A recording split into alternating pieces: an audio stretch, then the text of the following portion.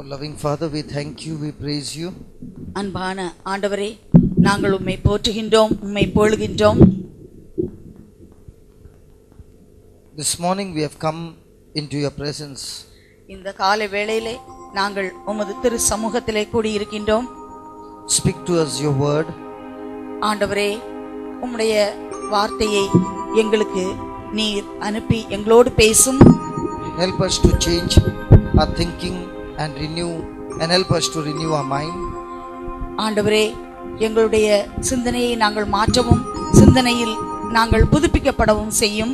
Oh Jesus, through your own example, teach us how to overcome situations in our life.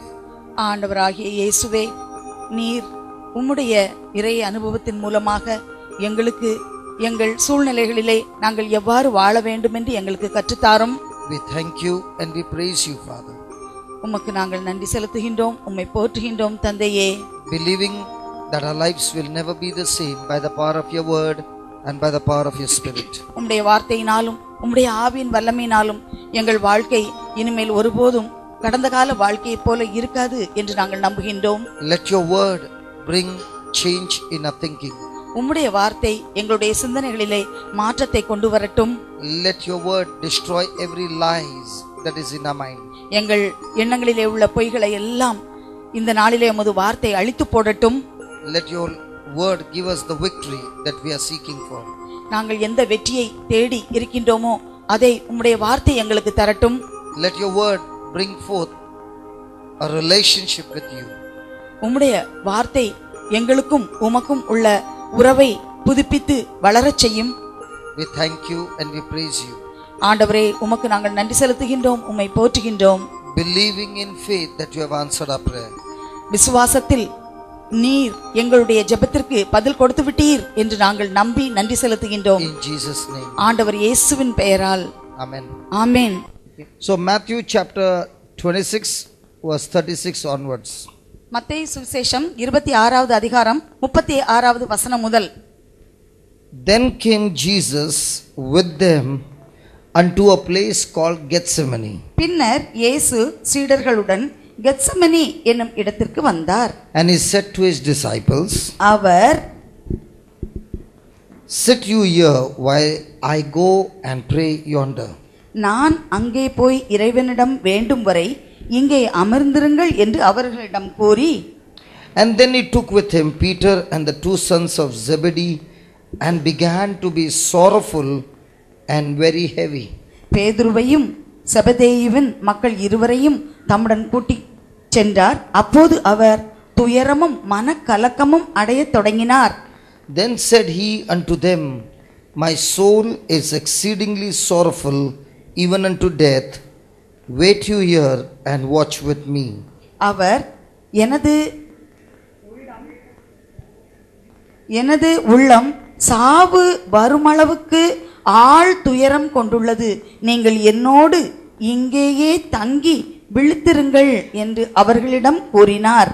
And he went a little further and fell on his face and prayed, saying, O my Father, if it be possible, let this cup pass from me.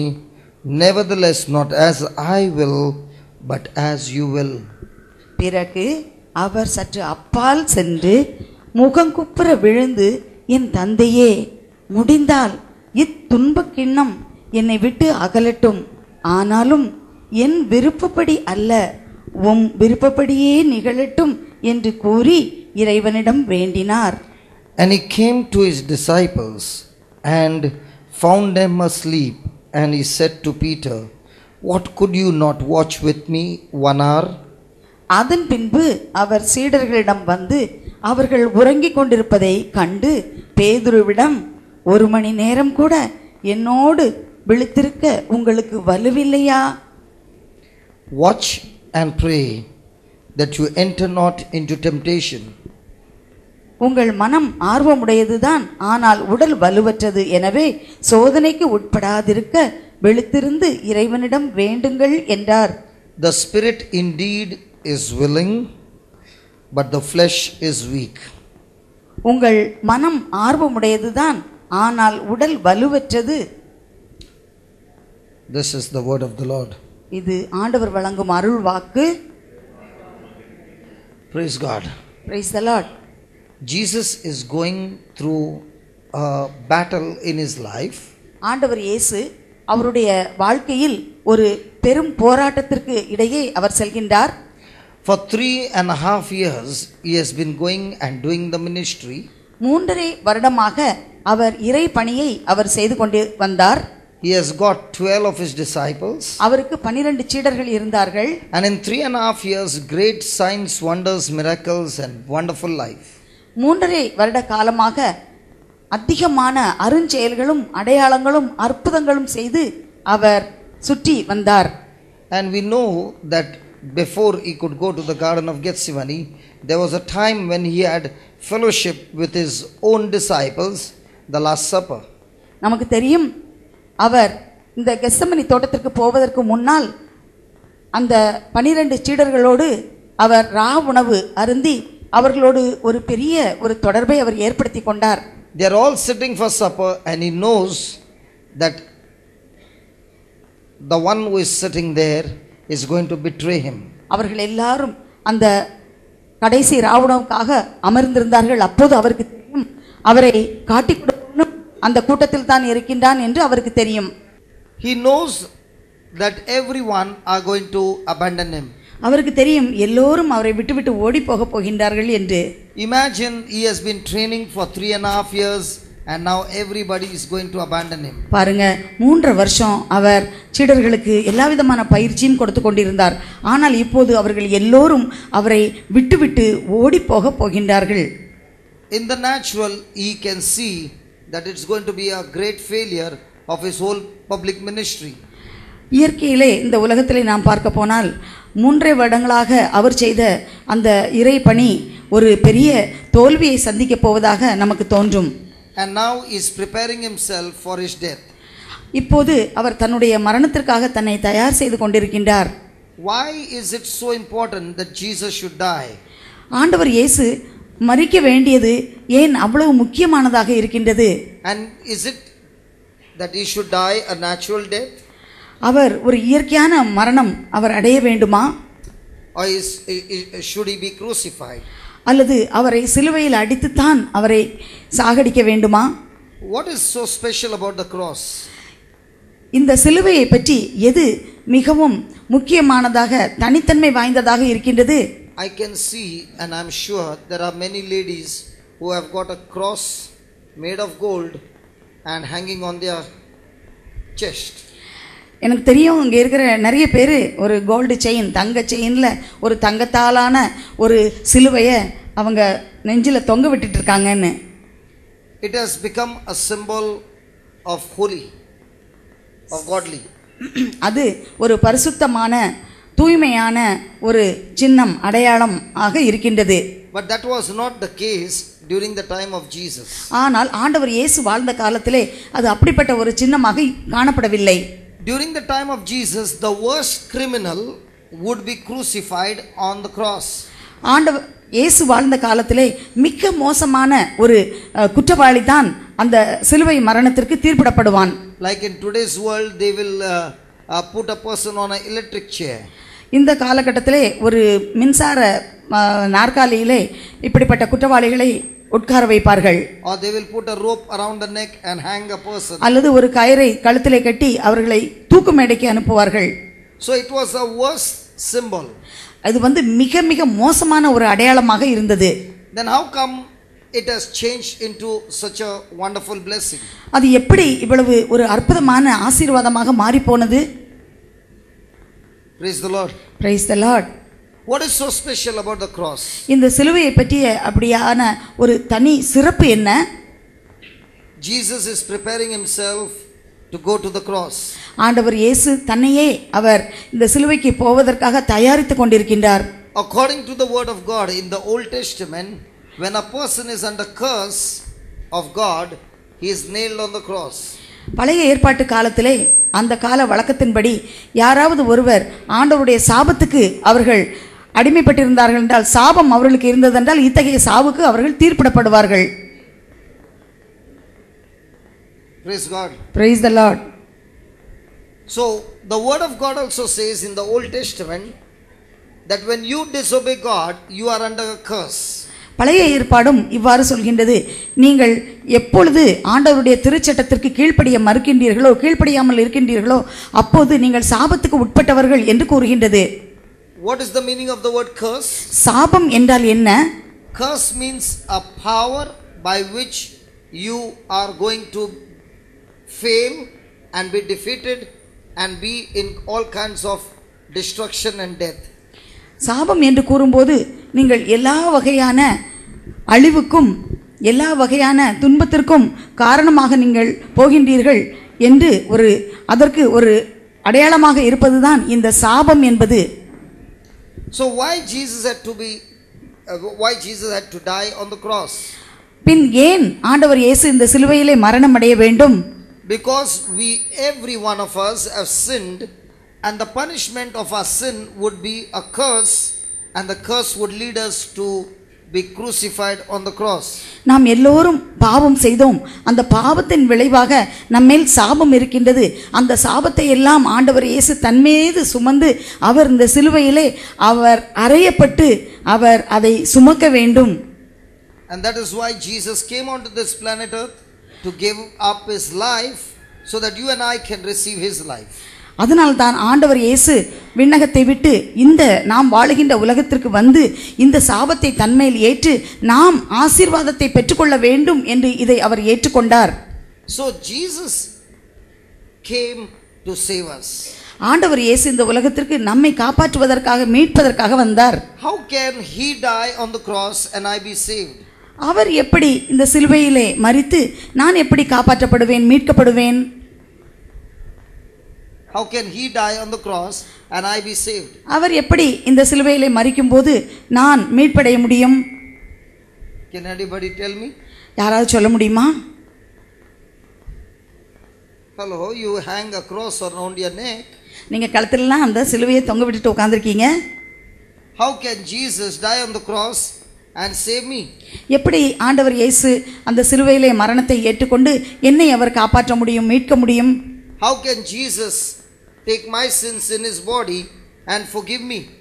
எப்படி ஆண்டவர் இயேசு என்னுடைய பாவங்களை எல்லாம் அவருடைய உடலிலே ஏற்றுக்கொண்டு என்னை அவர் மன்னிக்க முடியும்?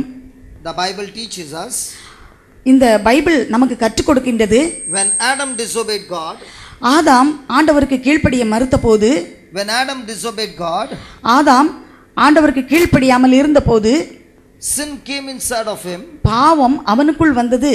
and that same sin was transferred into every one of us, and we got the nature of Satan, and that is to rebel against God. அந்த பாவம் நம் எல்லோருக்குள்ளும் கடந்து வந்தது.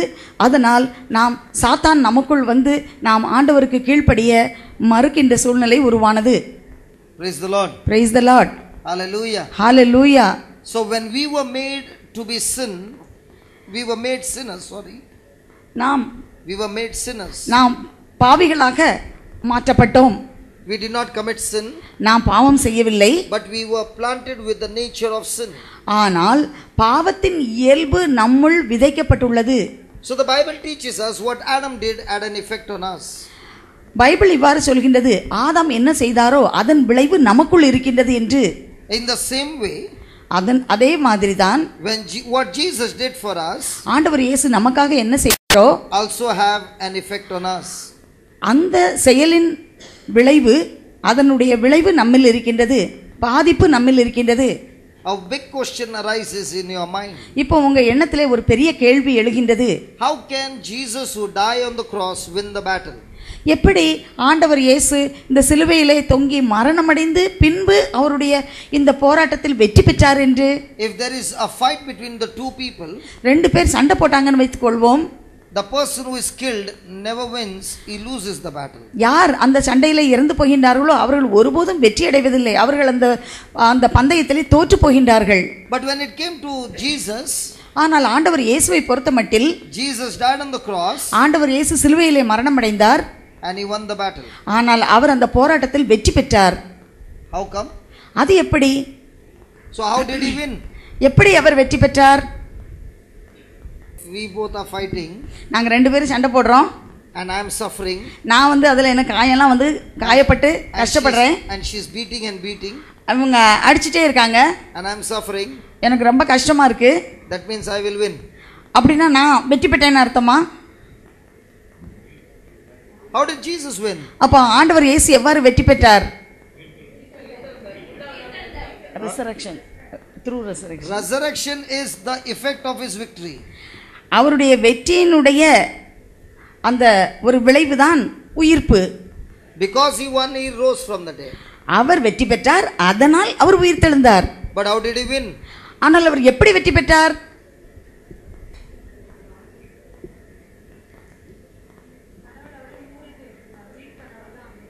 What happened? God has already predetermined this. God has already predetermined, then why should he go and die? அப்படி ஆண்டவர் முன்னாலேயே குறித்து வைத்திருந்தால் எதற்காக அவர் இந்த மரணத்தை ஏற்க வேண்டும்? If a person is saying God has already predetermined, that means God has also predetermined for you as well. ஆண்டவர் இயேசுவுக்கு கடவுள் ஏற்கனவே இவ்வாறு தீர்மானம் செய்து வைத்திருந்தார் என்று நீங்கள் சொன்னால் உங்களுக்கும் தான் தீர்மானம் செய்து வைத்திருக்கின்றார். So a person who is drinking will be saying God has predetermined me to be an alcoholic. ஒரு ஆள் குடிச்சிட்டு இருக்காருன்னு வச்சுக்குவோம். அப்போ அவர் இப்படி சொல்லலாம், ஆண்டவர் எனக்கு முன்னாலேயே குடிக்கணும்னு முன்குறிச்சு வச்சிருக்கிறாருன்னு. So a husband is hammering his wife, he will say God has predetermined me to hammer you. கணவர் இப்ப மனைவியை போட்டு அடிக்கிறாரு. அவர் சொல்றாரு கடவுள் முன்னாலேயே இப்படி முன்குறிச்சு உன்னைய சாத்தணும்னு வச்சிருக்காருன்னு சொல்லலாமா? So next time husbands will hammer their wife, they will say, listen, it is predetermined. அடுத்த தடவை கணவர் மனைவியை அடிக்கும்போது இப்படி சொல்லலாம், பாரு இது ஆல்ரெடி முன்னாலேயே கடவுள் சொல்லி வச்சிருக்கிறாரு அப்படின்னு. And the wife will say, God has predetermined that I should wear 10 chain, you have given me only 2. அப்போ மனைவி சொல்லலாம், எனக்கு 10 செயின் போடணும்னு இருக்கு, ஆனா நீங்க 2 தான் கொடுத்துருக்கீங்க, இது முன்னாலேயே கடவுள் 10 நான் அப்படி கழுத்துல தொங்க விடணும்னு வச்சிருக்கிறாரே, அப்படி பேசலாம். How did Jesus win? ஆண்டவர் இயேசு எப்படி வெற்றி பெற்றார்? Now watch this. இப்போ நல்லா கவனிங்க. When Jesus is going through this battle in Gethsemane தோட்டத்திலே ஆண்டவர் இந்த போராட்டத்திலே அவர் நுழையும் போது a great battle arose in his mind. அவருடைய எண்ணத்திலே ஒரு பெரிய போராட்டம் ஏற்பட்டது. The battle in his mind is obedience to God or disobedience to God. அந்த போராட்டம் என்னவென்றால் ஆண்டவருக்கு கீழ்ப்படிவது அல்லது கீழ்ப்படியாமல் இருப்பது, இந்த இரண்டுக்கும் இடையே தான் போராட்டம். How did Adam lose the Garden of Eden? ஆதாம் எவ்வாறு அந்த ஏதேன் தோட்டத்தின் அந்த வாழ்வதை இழந்து விட்டார்? By his disobedience. அவருடைய கீழ்ப்படியாமையால் அதை இழந்தார். How did Jesus win on the cross? ஆண்டவர் இயேசு இந்த சிலுவையிலே எவ்வாறு வெற்றி பெற்றார்? By his obedience. அவருடைய கீழ்ப்படிதலினால் வெற்றி பெற்றார். So remember, his obedience to God's word gave him the victory. நல்லா புரிஞ்சுக்கோங்க, ஆண்டவர் இயேசு தன்னுடைய தந்தையினுடைய வார்த்தைக்கு கீழ்ப்படிந்தார், அந்த கீழ்ப்படிதலினால் அவர் வெற்றி பெற்றார். Then how did he die? பின் எவ்வாறு அவர் மரணமடைந்தார்? When he was on the cross, அவர் அந்த சிலுவையிலே தொங்கிக் கொண்டிருக்கும் போது God transferred the sins of the whole world. ஆண்டவராகிய கடவுள் இந்த உலகத்தினுடைய எல்லா பாவத்தையும் அவர் மேல் சுமத்தினார். Into his body. அவருடைய உடலிலே அவர் அதை மாற்றினார். Sickness of every person in this world. எல்லாருடைய வியாதிகளையும் பிணிகளையும் அவர் மேல் சுமத்தினார். Into his body. அவருடைய உடலில் சுமத்தினார். And that is why he qualified to die. அதனால் தான் அவர் சாவதற்கு தகுதி பெற்றார். Otherwise he can never die. அல்லது அவரால் ஒருபோதும் சாக முடியாது. And Jesus did not die the natural death. ஆண்டவர் இயேசு இயற்கையான மரணத்தை அவர் தழுவவில்லை. He died by faith. அவர் விசுவாசத்தின் அடிப்படையில் தான் இறந்தார். That is why he said no one can take my life. அதனால் தான் அவர் சொன்னார், என் உயிரை யாராலும் எடுக்க முடியாது என்று. But I lay down my life on my own. நானே என் உயிரை கையளிக்கின்றேன், நானாக கையளிக்கின்றேன் என்று சொன்னார். And that is why he said, into your hands I commend my spirit, O Lord. அதனால் தான் அவர் சொன்னார், ஆண்டவரே உம் கையில் என் ஆவியை ஒப்படைக்கின்றேன் என்று சொன்னார். Praise the Lord. Praise the Lord. So remember, Jesus died and Jesus won the battle because of obedience to God's word. நன்றாக புரிந்து கொள்ளுங்கள், ஆண்டவர் இயேசு தன்னுடைய சிலுவை மரணத்தில் அவர் எல்லா பாடுகளையும் ஏற்று அந்த சிலுவையிலே அவர் உயிர் விட்டது முக்கியமான காரணம் அவர் ஆண்டவருடைய வார்த்தைக்கு கீழ்ப்படிந்ததுதான். So Jesus died our death. நாம் சாக வேண்டிய அந்த சாவை ஆண்டவர் இயேசு ஏற்று அவர் இறந்தார். So that we might have his life. நாம் அவருடைய வாழ்வை பெற்றுக்கொள்ளும்படியாக அவர் மரணத்தை ஏற்றுக்கொண்டார். Now look at what Jesus is doing. ஆண்டவர் இயேசு என்ன செய்கின்றார் என்று பாருங்கள். He said, I will go there and pray. அவர் சொன்னார், நான் அங்கே சென்று ஜெபிக்க போகின்றேன் என்று. Why did Jesus speak these words? I will go yonder and pray. ஏன் ஆண்டவர் இயேசு இவ்வாறு நான் அங்கே சென்று ஜெபிக்கின்றேன் என்று இந்த வார்த்தைகளை பேசினார்? What is praying? ஜெபம் என்றால் என்ன? Speaking to God is word. ஆண்டவரிடம் அவருடைய வார்த்தையை பேசுவது, அதுதான் ஜெபம். Jesus is going through a great battle in his life. ஆண்டவர் இயேசு அவருடைய வாழ்க்கையிலே ஒரு பெரிய போராட்டத்திலே இப்போது அவர் கடந்து செல்கின்றார். So many people want to change their actions. நிறைய பேர் தங்களுடைய செயல்களை மாற்ற வேண்டும் என்று நினைக்கின்றார்கள். And Jesus is teaching us ஆண்டவர் that a person can change his actions only when he has changed his thinking. ஆண்டவர் இயேசு இவ்வாறு கற்றுக் கொடுக்கின்றார். ஒருவர் தன்னுடைய எண்ணங்களை எப்போது மாற்றுகின்றாரோ அப்போதுதான் அவர்கள் தங்களுடைய செயல்களை மாற்ற முடியும் என்று கூறுகின்றார். Here in this passage you find Jesus is going through a terrible time, and the terrible time is thinking.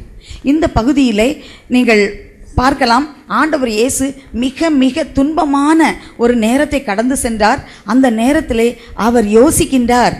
If anyone is trying to change his action without changing his thinking, the result is temporary and you can get victory only for a momentary. But the same person, when he changes his thinking, it will change his actions. யாராவது தங்களுடைய செயலை மாற்ற வேண்டும் என்று எண்ணத்திலே முதலில் எண்ணாமல் மாற்றினார்கள் என்றால் அது தற்காலிகமாகத்தான் இருக்கும். ஆனால் தங்கள் செயல்பாடு மாறுவதற்கு முன்னால் தங்கள் எண்ணங்களிலே அந்த மாற்றத்தை கொண்டு வந்து அதன் பின் செயல்பாட்டில் அவர்கள் மாற்றத்தை கொண்டு வந்தார்கள் என்றால் அது நிரந்தரமாக இருக்கும். Jesus is going through a battle, and what is the battle? ஆண்டவர் இயேசு ஒரு போராட்டத்துக்குள்ளே இருந்தார். அது என்ன போராட்டம்? Many people will think that this battle is a physical battle. எல்லாரும் நினைப்பாங்க அவர் மல்யுத்தம் மாதிரி யுத்தம் செய்தாரு அப்படின்னு நினைப்பாங்க. It is not only physical, it is emotional, it is spiritual as well. அது இந்த உடல் சார்ந்தது மட்டுமல்ல, மாறாக உணர்ச்சி சார்ந்தது, ஆன்மாவையும் சார்ந்தது, ஆவியை சார்ந்தது. On one side he knows that he is going to be physically tortured. ஒரு பக்கம் அவருக்கு தெரியும் தன்னுடைய உடலை முழுவதுமாக அவர் வதைப்போனிடம் கையளிக்க வேண்டும், வதைப்பார்கள் என்று தெரியும். God had already described his death through the prophet Isaiah. எசாயா இறைவாக்கினர் மூலம் ஆண்டவராகிய கடவுள் ஏற்கனவே அவர் எப்படிப்பட்ட வேதனைகளை எல்லாம் பட வேண்டும், சாவை ஏற்க வேண்டும் என்று முன்னுரைத்திருந்தார். About 800 years before Jesus could come. ஆண்டவர் இயேசு இந்த உலகத்திற்கு வருவதற்கு முன்னால் 800 ஆண்டுகளுக்கு முன்னாலேயே அவரை பற்றி கூறப்பட்டிருந்தது. And the description is given that his beard will be pulled out from his jaws just like grass is pulled out of the earth. அவருடைய முகத்தில் தாடையில் இருக்கின்ற அந்த தாடியை எவ்வாறு பீத்து எடுப்பார்கள் என்றால் தரையில் இருக்கின்ற புல்லை எவ்வாறு பீத்து எடுக்கின்றார்களோ அதுபோல அதை அவர்கள் பிடுங்குவார்கள் என்று எழுதப்பட்டிருந்தது. They will be spitting on him, slapping him, abusing him, insulting him. அவரை துப்புவார்கள், அடிப்பார்கள், அவரை மோசமான வார்த்தைகளால் அவரை இகழ்வார்கள் என்று கூறப்பட்டிருந்தது. He will be scourged at the pillar, that his flesh will be torn open and his bones can be seen. அவரை சாட்டை கற்றூணில் கட்டி சாட்டையால் அடிப்பார்கள். அவ்வாறு அடிக்கும்போது அவருடைய சதை கிழிந்து வரும். அப்போது அவருடைய எலும்புகளை கூட எண்ணிவிடலாம் என்று எழுதப்பட்டிருந்தது. It was also shown that every one of his bones would be out of joint. இவ்வாறும் எழுதப்பட்டிருந்தது, அவருடைய எலும்புகள் எல்லாம் அந்த மூட்டிலிருந்து விலகியது என்றும் எழுதப்பட்டுள்ளது. Every sickness would come upon his body. எல்லாருடைய பிணிகள், வியாதிகள் அவருடைய உடல் மேல் சுமத்தப்படும் என்று எழுதப்பட்டிருந்தது. He would be totally disfigured on the cross, that nobody could recognize him that he is man. அவருக்கு மனித சாயலே இருக்காது. அவர் சிலுவையிலே தொங்கும்போது அவரை மனிதனாக யாரும் கண்டுகொள்ள முடியாது, அவருக்கு அழகு இல்லை என்று கூறப்பட்டிருந்தது. When they would beat him up, every part of the organ of his body would be damaged. அவரை அவ்வாறு அடிக்கும்போது, சாட்டையில் அடிக்கும்போது அவருடைய உடலில் உள்ள ஒவ்வொரு உறுப்புகளும் அங்கு பாதிக்கப்படும் என்று எழுதியிருந்தது. When you look at Jesus on the cross, that's not the picture of the prophet Isaiah. நீங்கள் சிலுவையிலே இங்கு ஆண்டவர் இயேசுவை பார்க்கும்போது எசாயா தீர்க்கதரிசி முன்னுரைத்த அந்த உருவம் அல்ல நீங்கள் காண்பது. According to the prophet Isaiah, his internal organs hung outside. எசாயா தீர்க்கதரிசியின் கூற்றின்படி அவருடைய உள் உறுப்புகள் எல்லாம் வெளியே தொங்கிக் கொண்டிருந்தது. That was the torture. அவ்வளவு கொடூரமாக அவர் வதைக்கப்பட்டார். The Bible says no man has ever been tortured like Jesus. ஆண்டவர் இயேசுவை போல் எந்த மனிதனும் இந்த உலகத்திலே துன்பத்தை அனுபவித்ததில்லை, வதைக்கப்பட்டதில்லை என்று கூறப்பட்டுள்ளது. This is the picture that he already knows through the prophet Isaiah. எசாயா தீர்க்கதரிசியின் நூலின் மூலமாக, அவருடைய இறைவாக்கின் மூலமாக இது ஏற்கனவே தெரிந்திருந்தது. This is going to be very painful. இது மிகவும் கொடுமையாக வேதனை நிறைந்ததாக இருக்கும் என்று தெரியும். But there is something more painful. ஆனால் இதை காட்டிலும் மிகவும் வேதனை தரக்கூடிய மற்றொன்று இருந்தது. With much intensity. அது மிக மிக ஆழமானது. Than the physical pain. இந்த உடல் வேதனையை காட்டிலும் மிக வலி தரக்கூடியது. When sin would be transferred into his body, உலகின் பாவம் எல்லாம் ஆண்டவர் இயேசுவின் மீது சுமத்தப்படும்போது God would reject his son Jesus. தந்தையாகிய கடவுள் தன் ஒரே மகனாகிய இயேசுவை அவர் நிராகரிப்பார். And his relationship with God would be cut off. ஆண்டவர் இயேசுவுக்கும் தன் தந்தையாகிய கடவுளுக்கும் இடையே உள்ள அந்த உறவானது துண்டிக்கப்படும். So for all eternity, for the first time in Jesus' life, he would be separated from his father. உலகம் தோன்றிய காலம் முதல் ஆதி காலம் தொட்டு இப்போது இந்த நேரத்தில் தன் தந்தையுடன் தனக்கு இருக்கின்ற உறவானது அங்கு துண்டிக்கப்படும், முதல் முறையாக துண்டிக்கப்படும். So his relationship, which was so intense, would be separated for the first time, and that separation was a greater pain for Jesus than the physical pain and the torture that he is going to go through.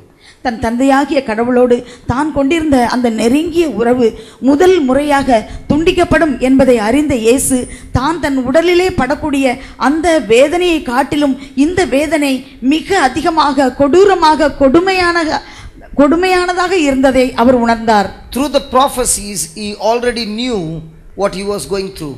இறைவாக்கினர்கள் மூலமாக அவர் ஏற்கனவே எல்லாவற்றையும் தான் எத்தகைய பாடுகள் படப்போகின்றோம் என்பதை அவர் அறிந்து வைத்திருந்தார். And because he could not bear a separation from his father even for a moment, he was really in sorrowful and in pain. ஒரு நிமிடம் கூட தன் தந்தையை விட்டு பிரிய இயலாத அவர், உறவை துண்டிக்க முடியாத அவர் மிக மிக அதிகமான வேதனையை அவர் அனுபவித்தார். And that is why the verse 39 says, and he went a little further. அதனால் தான் 39வது வசனம் இவ்வாறு சொல்கின்றது, அவர் கொஞ்சம் தூரம் அப்பாலே சென்று என்று கூறுகின்றது. These kinds of thoughts came into his mind. அவருக்கு இத்தகைய எண்ணங்கள் எல்லாம் தன்னுடைய சிந்தனையிலே வந்தது. Judas has not yet come with the soldiers. யூதாஸ் இன்னும் அந்த படை வீரர்களோடு வரவில்லை. To hand him over to the Romans. இவரை காட்டி கொடுத்து அந்த ரோமர் வீரர்களிடம் கையளிக்க வரவில்லை. But he already knows. ஆனால் அவருக்கு ஏற்கனவே தெரிந்திருந்தது. He knows every detail that he is going to go through. அவருக்கு என்னெல்லாம் நடக்க போகின்றது என்பது ஒவ்வொரு காரியமும் அவருக்கு முக்கியமாக ஒவ்வொரு சிறு சிறு காரியங்கள் கூட அவருடைய எண்ணத்திலே தெரிந்திருந்தது. And these thoughts are pressurizing in his mind. இந்த எண்ணங்கள் எல்லாம் அவருடைய சிந்தனையை அங்கு அமுக்கியது. And the same thing happens in our life, that we get tortured by anxiety, worry and fear and all kinds of negative emotions and thoughts. நம்முடைய வாழ்க்கையிலும் கூட இத்தகைய எதிர்மறை எண்ணங்கள், கவலைகள், இன்னும் எதிர்காலத்தை குறித்த பய உணர்வுகள், வேதனைகள் இவை எல்லாம் நம்முடைய எண்ணத்திலே நம்மை துன்பப்படுத்துகின்றது. If you read verse number 41, Jesus is giving us the reason why we go through the torture. ஆண்டவர் 41வது வசனத்தை நாம் வாசித்தோம் என்றால் ஏன் நாம் இத்தகைய வேதனைகளை நாம் அனுபவிக்கின்றோம் என்பதற்கு பதில் கூறுகின்றது.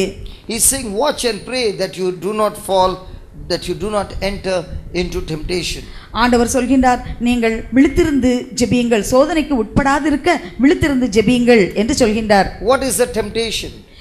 சோதனை என்றால் என்ன? What is the meaning of the word temptation? சோதனை என்றால் என்ன? அதற்கு அர்த்தம் என்ன? Temptation means when your thinking is pressurized. சோதனை என்று சொல்லும்போது உங்களுடைய எண்ணம் அமுக்கப்படும் போது, அழுத்தத்தை சந்திக்கும் போது, leading you to go away from God. கடவுளை விட்டு அகன்று தூரை செல்வதாகும். That is called temptation. அதுதான் சோதனை. So the first tool that the devil uses against man is to tempt people. முதலாவது ஒரு ஆயுதத்தை சாத்தான் பயன்படுத்துகின்றான் என்றால் அவன் எண்ணத்திலே இந்த சோதனையை கொண்டு வருகின்றான். Temptations are designed to get you out of the focus of God. இந்த சோதனைகள் எல்லாம் ஆண்டவருடைய பார்வையிலிருந்து நம்மை விலகி செல்ல தூண்டுகின்றது. Satan did that to Eve in the Garden of Eden. சாத்தான் ஏவாளுக்கு இத்தகைய சோதனையை தான் அவன் செய்தான் அந்த ஏதேன் தோட்டத்திலே. By speaking words. அவன் வார்த்தைகளை பேசியதன் மூலமாக அவ்வாறு செய்தான். Eve spoke the words to Adam. ஏவாள் வார்த்தைகளை ஆதாமிடம் பேசினாள். Got their focus out of being God conscious to be self conscious. அப்போது கடவுளுடைய பிரசன்னத்தை உணராமல் தங்களுடைய தாங்களை பற்றி அவர்கள் உணர ஆரம்பித்தார்கள். The moment Satan could get those thoughts engaged in the mind of Adam and Eve, they were already on a journey of disobedience. இவ்வாறு இத்தகைய எண்ணங்களை சாத்தான் ஆதாம் ஏவாள் இந்த இருவருடைய எண்ணங்களுக்குள் அவன் புகுத்திய போது அவர்கள் கீழ்ப்படியாமை என்ற பயணத்தை தொடங்கினார்கள். Every day in our life there is going to be battle in our mind. ஒவ்வொரு நாளும் நம்முடைய சிந்தனைகளிலே நமக்கு போராட்டம் இருக்கின்றது. Our victory is going to be decided by the way we think. நம்முடைய வெற்றி தோல்வி எதை பற்றி எவ்வாறு தீர்மானிக்கப்படுகின்றது என்றால் நாம் எவ்வாறு சிந்திக்கின்றோம் என்பதை பொறுத்து தான் அது தீர்மானிக்கப்படுகின்றது. When you read that line, indeed the spirit is willing but the flesh is weak.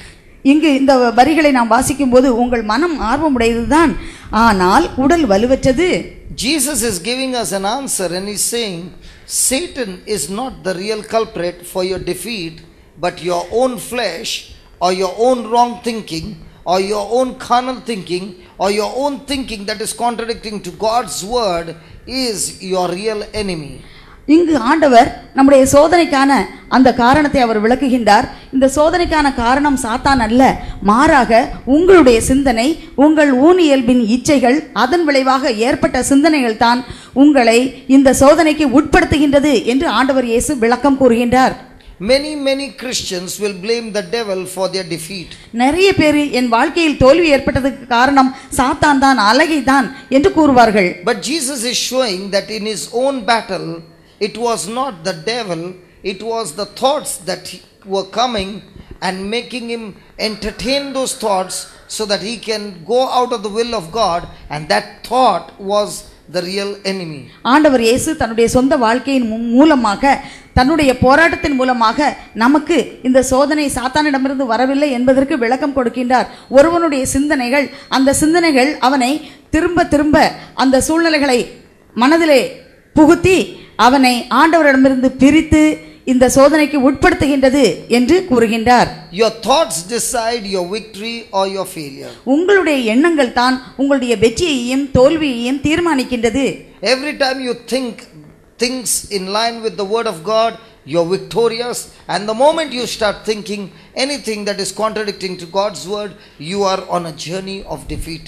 ஒவ்வொரு முறையும் நீங்கள் இறைவார்த்தைக்கு ஒத்த சிந்தனைகளை வளர்த்து கொண்டிருந்தால் அது வெற்றிக்கு வழிகாட்டும். மாறாக இறைவார்த்தைக்கு ஒவ்வாத முரண்பாடான சிந்தனைகளை நீங்கள் வளர்த்து கொண்டிருந்தால் அது தோல்விக்கு வழிகாட்டும், உங்களை இட்டு செல்லும்.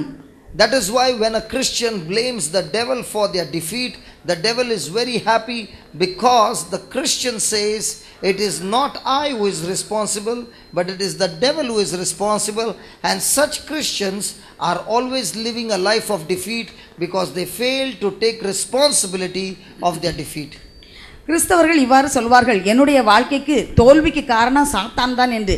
அப்போது சாத்தானுக்கு ரொம்ப சந்தோஷமாக இருக்கும். ஏனென்றால் அவர்கள் பொறுப்பெடுக்க இங்கு மறுக்கின்றார்கள். என்னுடைய தோல்விக்கு காரணம் என்னுடைய சிந்தனைகள் தான், நான் தான் அதற்கு காரணம் என்று சொல்லாமல் சாத்தானுக்கு முக்கியத்துவம் கொடுப்பதனால் அவர்கள் தோல்வியை தழுவுகின்றார்கள். So my friend, remember, your thinking becomes the root by which you produce the fruit. நீங்கள் கனி கொடுக்க வேண்டுமென்றால் அதற்கான வேர் எதுவென்றால் உங்கள் சிந்தனை. சிந்தனை தான் வேர். So any kind of fruit to be produced in your life, it's always going to start with thoughts, and thoughts including sin is a root by which you produce the fruit. உங்கள் வாழ்க்கையிலே நீங்கள் கனி கொடுக்க வேண்டும் என்றால் அதற்கு அடிப்படையான வேர் எதுவென்றால் உங்கள் சிந்தனைகள். எனவே இந்த சிந்தனைகள் தான் பாவத்திற்கும் வேறாக இருக்கின்றது. எனவே வெற்றியை நாம் பெற்றுக்கொள்ள வேண்டுமென்றால் அந்த வேறாக இருக்கக்கூடிய சிந்தனைகள் இறைவார்த்தைக்கு ஒத்ததாக இருக்க வேண்டும். So praise God. Praise the Lord. Every moment of our life we are thinking. You must ask a question. The thoughts that I'm having, is it a God's word seed or is it the world's word seed? வாழ்க்கையில் ஒவ்வொரு முறையும் ஒவ்வொரு நாளும் நாம் சிந்தித்து கொண்டே இருக்கின்றோம். இவ்வாறு சிந்திக்கும் போது நாம் நம்மையே கேட்டுக்கொள்ள வேண்டும். என்னுடைய சிந்தனை இறை வார்த்தை என்ற அந்த விதையிலிருந்து வருகின்றதா அல்லது வேறு விதமாக உலகத்தில் இருக்கக்கூடிய அத்தகைய சிந்தனைகளாக இருக்கின்றதா, இறைவார்த்தைக்கு ஒவ்வாத சிந்தனைகளாக இருக்கின்றதா, எது விதையாக இருக்கின்றது என்று நாம் நம்மையே சோதித்துக் கொள்ள வேண்டும். Praise the Lord. Praise the Lord. So let us look into Jesus' life. How did he get victory over those negative thoughts that came against him?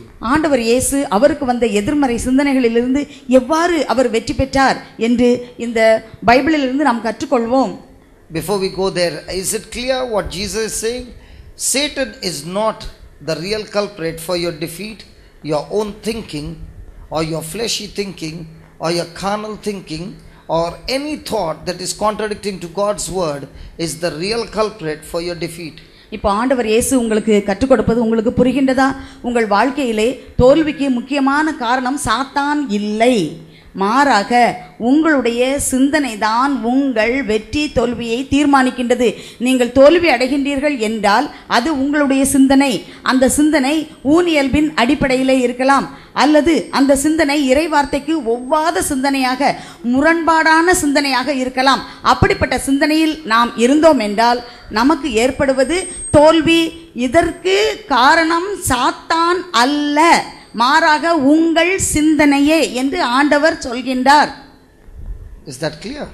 புரிஞ்சுதா எல்லாத்துக்கும்? புரிஞ்சுதா? All this time whom were you blaming? எல்லாரும் இவ்வளவு நாள் யாரை நம்ம அப்படி குறை சொல்லிட்டே இருந்தோம்? அந்த பழியை யார் மேல நம்ம போட்டுட்டு இருந்தோம்? You were blaming the devil. நீங்க எப்பவும் பேய் தான் காரணம், சாத்தான் தான் காரணம்னு சொல்லிட்டு இருந்தோம். Or those people who were coming against you. அல்லது அந்த அவங்க தான் எங்களுக்கு எதிரா ஏதோ செஞ்சிட்டாங்க அப்படினு சொல்லி மத்தவங்க மேல பழியை போட்டுட்டு இருந்தோம். You will be saying my life is today this way because this person did this thing to me. எங்க வாழ்க்கை இப்படி போனதுக்கு காரணமே யார் தெரியுமா? அந்த அவங்க தான் எங்களுக்கு இப்படி வெச்சிட்டாங்க அப்படினு சொல்லிட்டு இருந்தோம். Is it right? சரியா? Hello, is it right? சரியா? Okay, let me ask you a question. Supposing somebody did wrong to you unjustly. நான் உங்ககிட்ட ஒரு கேள்வி கேட்குறேன். யாராவது உங்களுக்கு அநியாயமா அநீதியா ஏதாவது ஒரு காரியம் உங்களுக்கு செஞ்சிட்டாங்கன்னு வச்சுக்குவோம்.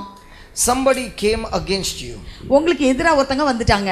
You are doing something good and somebody opposes you and persecutes you and beats you up. நீங்க நல்லது செய்றீங்க, ஆனா உங்களுக்கு எதிராக வராங்க, உங்களுக்கு குறை சொல்றாங்க, உங்களை அடிக்கிறாங்க.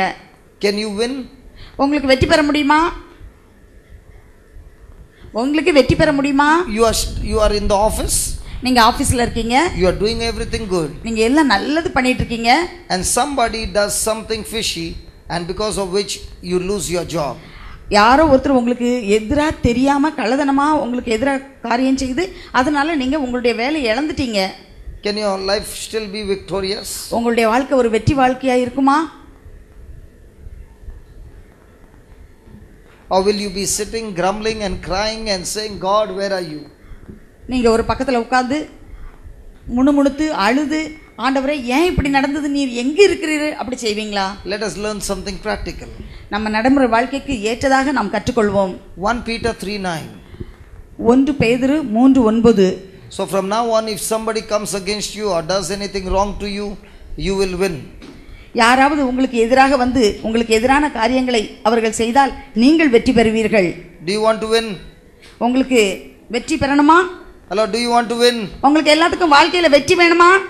Let's say the daughter-in-law is troubling the mother-in-law. மருமக ஒரே கொடுமை மாமியார. Can the mother-in-law win?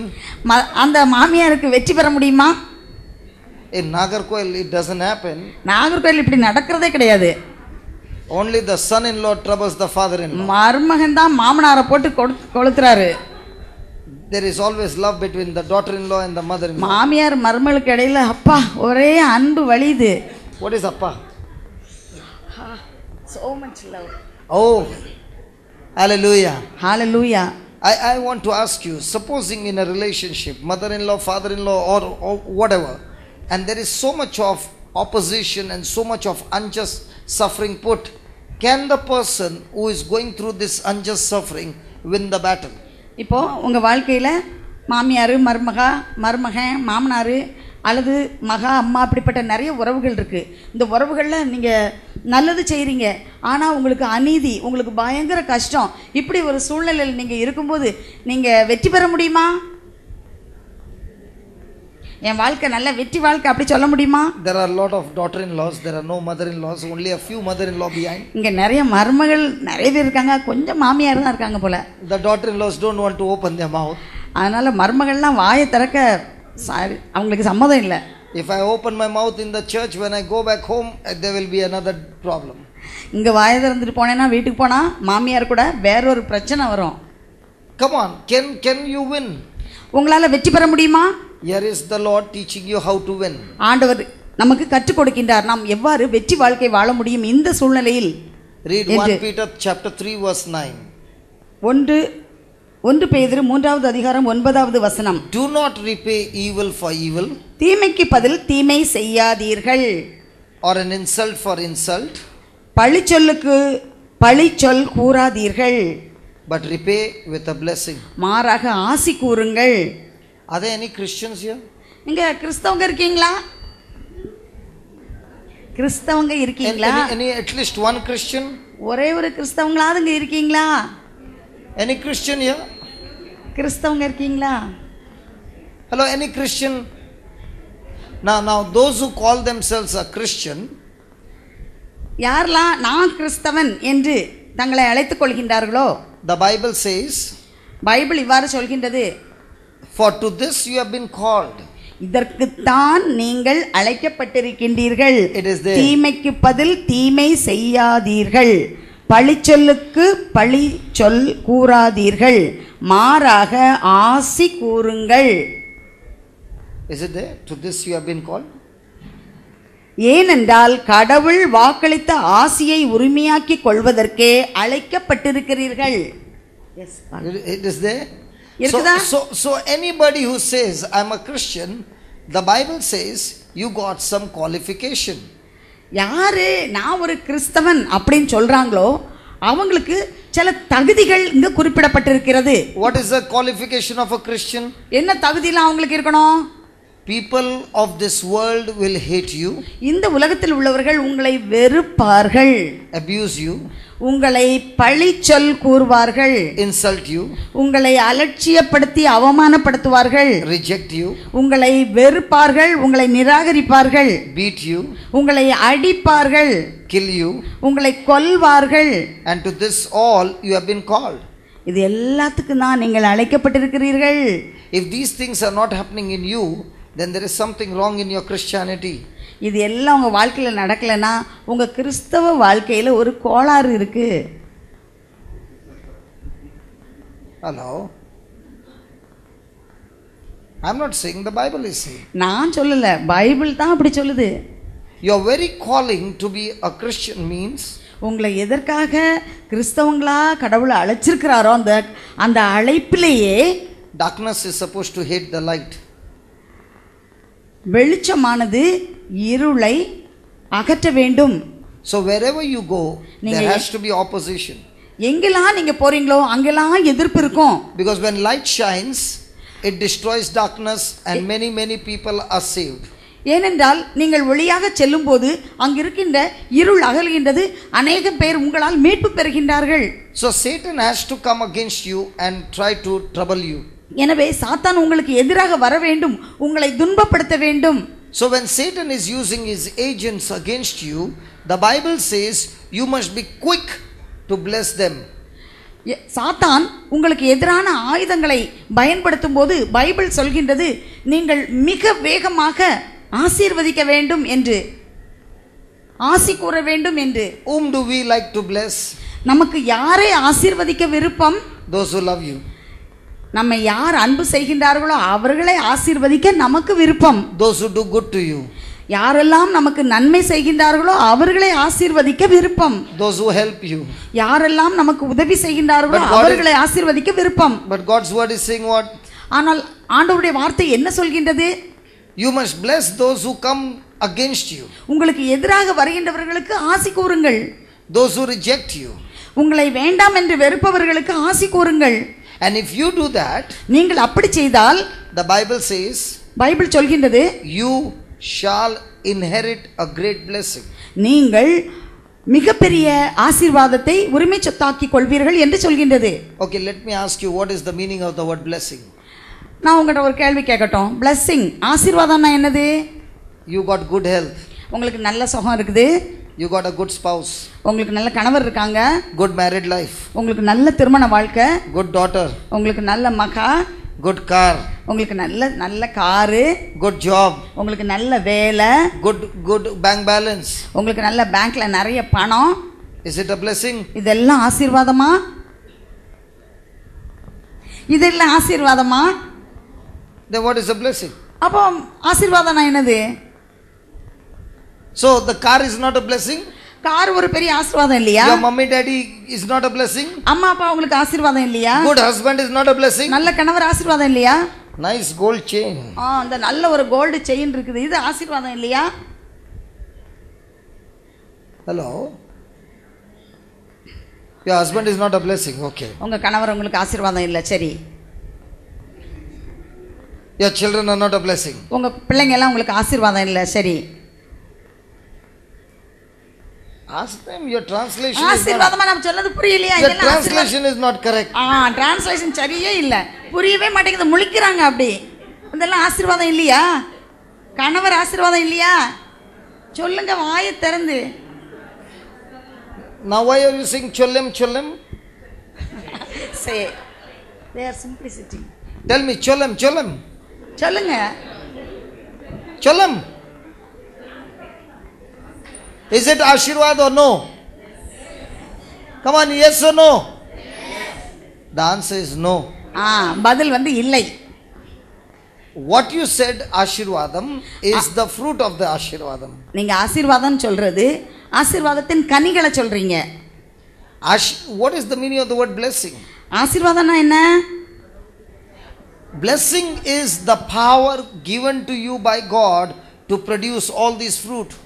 ஆசீர்வாதம் என்பது ஆண்டவரால் உங்களுக்கு கொடுக்கப்பட்ட ஒரு வல்லமை. இந்த கனிகளை நீங்கள் உருவாக்குவதற்கு கொடுக்கப்பட்ட வல்லமை தான் ஆசீர்வாதம். So when the power is there, it can produce the fruit.